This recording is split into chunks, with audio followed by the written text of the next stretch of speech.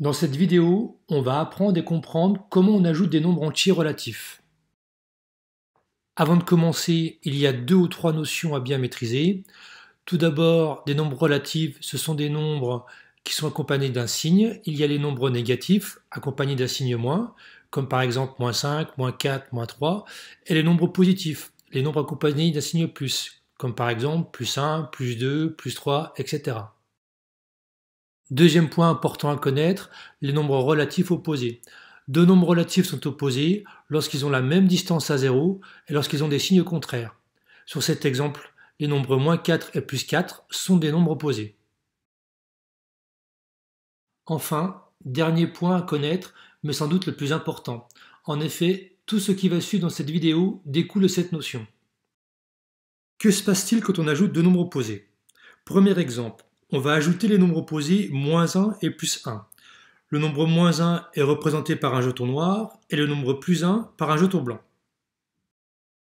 En ajoutant ces deux nombres -1 et +1, on obtient une somme nulle, égale à 0, un peu comme si les jetons noirs et blancs se neutralisaient. Deuxième et dernier exemple, on va ajouter les nombres opposés -4 et +4. Le nombre -4 est représenté ici par 4 jetons noirs et le nombre +4 est représenté par 4 jetons blancs. En ajoutant les nombres -4 et +4, on obtient également une somme nulle. C'est un peu comme si tous les jetons noirs et blancs se neutralisaient les uns les autres. Retenez surtout bien cette notion. Quels que soient les nombres opposés, lorsqu'on les ajoute, leur somme est nulle, toujours égale à 0. Addition de deux nombres de même signe, cas de deux nombres positifs. Dans ce premier exemple, on va ajouter les nombres +5 et +2. Le nombre +5 correspond à 5 jetons blancs. Et au nombre +5, on va ajouter le nombre +2. Le nombre +2 correspond à 2 jetons blancs. On ajoute donc ces 2 jetons blancs aux 5 jetons blancs déjà présents et on obtient en tout 7 jetons blancs. La somme des nombres +5 et +2 est donc égale à +7. Addition de deux nombres de même signe, cas de deux nombres négatifs. Dans ce deuxième exemple, on va ajouter les deux nombres -5 et -2. Le nombre -5 correspond à 5 jetons noirs. Au nombre -5, on ajoute le nombre -2, ce qui correspond à 2 jetons noirs. En ajoutant les 2 jetons noirs aux 5 jetons noirs déjà présents, on obtient en tout 7 jetons noirs. La somme des nombres -5 et -2 est donc égale à -7.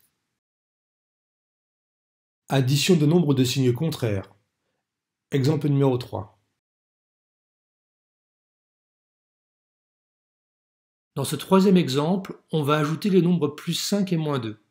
Le nombre +5 peut être représenté par 5 jetons blancs et le nombre -2, lui, peut être représenté par 2 jetons noirs.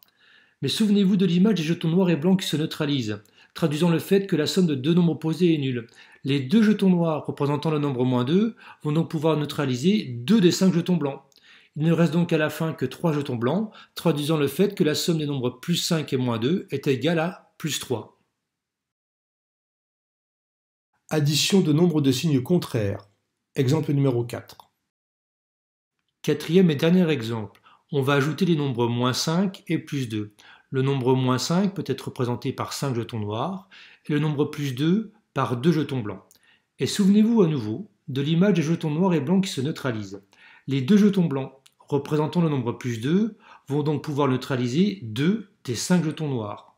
Il ne restera donc à la fin que 3 jetons noirs, traduisant le fait que la somme des nombres -5 et +2 est égale à -3. Que faut-il retenir de tout cela? Il y a 2 situations différentes qu'il convient de bien distinguer.